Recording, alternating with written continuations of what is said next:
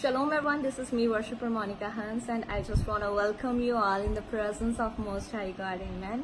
और मैं आप सबका वेलकम करती हूँ और आज मैं आपको एक कहानी के साथ इस बोर्ड की शुरुआत करना चाहूँगी। और कहानी ऐसी है कि एक छोटा सा बच्चा होता है और वो अपने पापा के पास जाता है और उससे पूछता है कि डैड मुझे एक आंसर चाहिए आपसे। और उसका फादर उससे पूछता है कि यार श्योर बेटा, क्वेश्चन क्या है तुम्हारा। और जैसे ही वो ऐसा बोलता है तो बच्चा क्वेश्चन रखता है। वो कहता है कि डैड मुझे बताइए कि सीक्रेट ऑफ हैप्पीनेस क्या है, कैसे एक इंसान जो है अपनी ज़िंदगी में खुश रह सकता है, कैसे वो अपनी लाइफ में सेटिस्फाइड रह सकता है। तो उसका पिता जो होता है वो उससे बोलता है कि बेटा तूने बहुत बड़ी बात पूछी है, लेकिन यस अगर तुझे इसका आंसर चाहिए तो मैं वो तुझे बता सकता हूँ कि कैसे तुझे इस बात का आंसर जो है वो मिल सकता है। वो अपने बच्चे का हाथ पकड़ता है और बाहर लेके जाता है और जैसे ही वो बाहर लेके जाता है तो वो दूर से उसे एक पहाड़ी को दिखाता है और वो बोलता है कि उस पहाड़ी के ऊपर एक बंगला बना हुआ है जिसमें एक बुद्धिमान पर्सन रहता है, उसके पास तेरे क्वेश्चन का आंसर है। लेकिन बच्चा देखता है कि इतनी ऊंची पहाड़ी है, इतनी कठिनाई है, तो मैं कैसे वहां तक जा पाऊंगा। लेकिन उसके अंदर ये होता है कि नहीं, मुझे मेरे क्वेश्चन का जो आंसर है वो चाहिए ही चाहिए। तो बच्चा डिसाइड करता है वहां पे जाने का और जैसे ही वो ऊपर जाना स्टार्ट करता है वो थकता है, झुकता है, लेकिन वो जब अपना ध्यान जो है आसपास की चीज़ों की ओर लगाता है तो उसे बहुत ब्यूटीफुल नज़ारा वहां से देखने को मिलता है। वो देखता है कि कितनी अच्छी क्रिएशन है, कि सारी जो चीज़ें बनी हुई है वो कितनी अच्छी हैं। ऐसे ही वो चलता चलता आगे बढ़ता है। जब वो ऊपर पहुंचता है तो वो देखता है कि वहाँ पे बहुत सारे लोग बैठे हैं, बहुत सारी भीड़ जो है वो इकट्ठी हुई है। तो वो सोचता है, फिर वो वहाँ पे जाके एक पर्सन को पूछता है कि ये सारे लोग जो यहाँ पे बैठे हैं ये क्यों बैठे हुए हैं। तो वो बोलता है कि ये सारे लोग अपने क्वेश्चंस को लेके उस बुद्धिमान पर्सन से मिलने के लिए आए हैं। तो बच्चा बोलता है कि मैं भी अपना क्वेश्चन लेकर यहाँ पे आया हूँ और मैं भी मिलना चाहता हूँ उनसे। तो उसे बिठा दिया जाता है, उसे बोलते हैं कि तुम अपने नंबर आने तक यहाँ पे वेट करो, तब जब तुम्हारी टर्न आएगी तो तब हम तुझे मिलवा देंगे। जैसे ही बच्चे की टर्न आती है वो अंदर जाता है तो बुद्धिमान पर्सन उससे पूछता है कि हाँ बेटा, तू कौन सा क्वेश्चन लेके मेरे पास आया है, तो मुझसे क्या पूछना चाहता है कि मैं तुझे बताऊँ।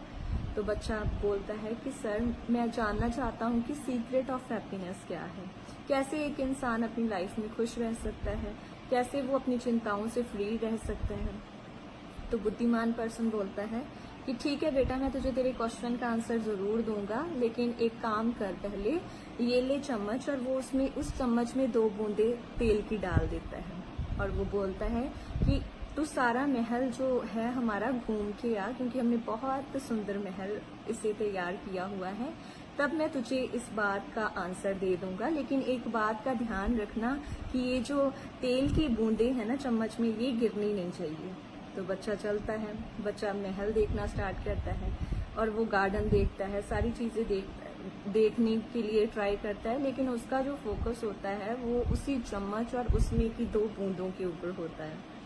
बच्चा वापस आता है, बुद्धिमान पर्सन से पूछता है कि तूने महल देखा कितना अच्छा है, तूने वो बगीचा देखा जो हमने महल के बाहर तैयार किया है, और उसमें हमने बहुत सारे फ्लावर्स जो है वो दुनिया के कोने कोने से मंगवा कर उसमें लगाए हैं। तो बच्चा झुक जाता है क्योंकि उसने तो कुछ देखा ही नहीं था और सारी बातें जो है उसके ऊपर से जा रही होती है। फिर वो बुद्धिमान पर्सन पूछता है तूने लाइब्रेरी देखी जिसमें हमने दुनिया की सबसे बेस्ट बुक्स रखी है और जो कोई उस बुक्स को पढ़ेगा उसके पास दुनिया का बहुत ज्ञान हो जाएगा। बच्चे को फिर नहीं पता लगता क्योंकि उसने वो भी अच्छे से नहीं देखी होती। और फिर बच्चा झुक के बोलता है, कहता है कि सॉरी सर, मैंने ना कुछ नहीं देखा क्योंकि मेरा जो ध्यान है वो सिर्फ इस चम्मच के ऊपर ही रहा और इसमें की बूंदों के ऊपर ही रहा। और बुद्धिमान पर्सन से बोलता है कि कोई बात नहीं बेटा, दोबारा जा और अच्छे से महल को देख के आ, क्योंकि बहुत अच्छा महल है, उसकी सुंदरता को निहार के आ। बच्चा चलता है और वो इतना मशरूफ हो जाता है महल को देखने का, और वो इतनी अच्छी रीति के साथ चीज़ों को निहारता है, देखता है और वापस आता है। जैसे ही वो वापस आता है तो वो बोलता है कि हाँ मैंने ना गार्डन को देखा, वहाँ पे बहुत सुंदर चीज़ें लगी हुई हैं। ऐसा गार्डन मैंने तो दुनिया में आज तक कहीं नहीं देखा। मैंने लाइब्रेरी को देखा, मैंने आपकी लॉबी को देखा, इतनी अच्छी पेंटिंग्स वहाँ पे है, मैंने आज तक नहीं देखी। वो एक्साइटमेंट के साथ बताना शुरू करता है और जब बुद्धिमान पर्सन उसे देखता है तो वो बहुत खुश होता है, लेकिन वो उसे बोलता है अच्छा तूने महल तो देख लिया, लेकिन तुम्हारा चम्मच कहाँ है और उसमें की 2 बूंदे तेल की कहाँ है। जब वो देखता है तो उसके हाथ में ना तो चम्मच था और ना ही उसमें की 2 बूंदे, क्योंकि वो तो व्यस्त इतना हो गया था उस ब्यूटी को देखते देखते कि वो भूल गया कि उसे कोई काम दिया गया है। और फिर वो बोलता है कि मुझे तो याद ही नहीं रहा, मैं तो इतना व्यस्त हो गया सुंदरता को देखते हुए कि कितना अच्छी चीज़ें जो बनी हुई है आसपास हमारे, तो मेरा जो ध्यान है उस चम्मच और उसमें की 2 बूंदों के ऊपर से हट गया। तो बुद्धिमान पर्सन उसे बोलता है कि यही सीक्रेट ऑफ हैप्पीनेस है। जब तक तुम्हारा ध्यान जो है अपनी चिंताओं के ऊपर होता है, जब तक तुम उस चीज़ के बारे में सोचते रहते हो जो आपके पास नहीं होती, तब तक आप लोग अपनी ज़िंदगी में खुश नहीं रह सकते।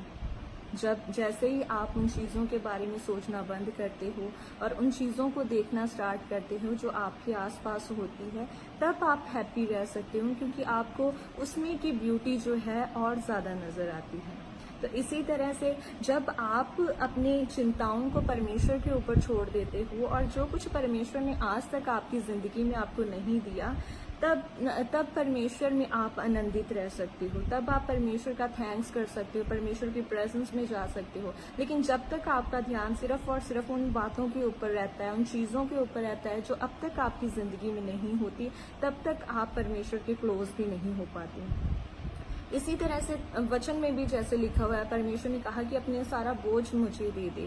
परमेश्वर ने कहा अपनी चिंता मुझे दे दे, क्योंकि मुझे तुम्हारा ध्यान है। परमेश्वर आपका ध्यान रखते हैं, परमेश्वर आपके लिए स्टैंड करते हैं। आपको क्या करना है, आपको सारा बोझ जो है, जो आप उन चीज़ों के ऊपर रखते हैं, आपका जो फोकस है वो सिर्फ और सिर्फ परमेश्वर के ऊपर होना चाहिए। जब आप अपने फोकस को परमेश्वर से हटा देते हैं और सिर्फ एक चीज़ के ऊपर रखते हैं जो आपके लिए बनी ही नहीं होती, तब आप अपनी जिंदगी में निराश रहना स्टार्ट करते हैं, तब आप अपनी लाइफ में हताश रहना स्टार्ट करते हैं। लेकिन परमेश्वर नहीं चाहते कि आप अपनी जिंदगी में निराश रहें। परमेश्वर नहीं चाहते कि आप अपनी जिंदगी में बोरिंगनेस को लेके आए।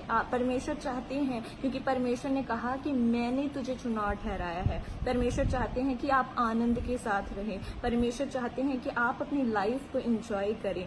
और जब आप एक ब्लेसिंग्स के ऊपर से अपना ध्यान हटा के उन ब्लेसिंग्स को देखना स्टार्ट करते हो जो ऑलरेडी परमेश्वर ने आपकी जिंदगी में आपको दी है, तब आप लोग अपनी जिंदगी में हैप्पी रहना स्टार्ट करते हैं। तब आप अपनी जिंदगी में, अपनी लाइफ में सुकून को, पीस को महसूस करते हैं। आज से अपना ध्यान जो है उन ब्लेसिंग्स, उन चीज़ों से हटा लें जो अब तक परमेश्वर ने आपको नहीं दी, क्योंकि परमेश्वर आपके लिए बेस्ट प्लान रखते हैं।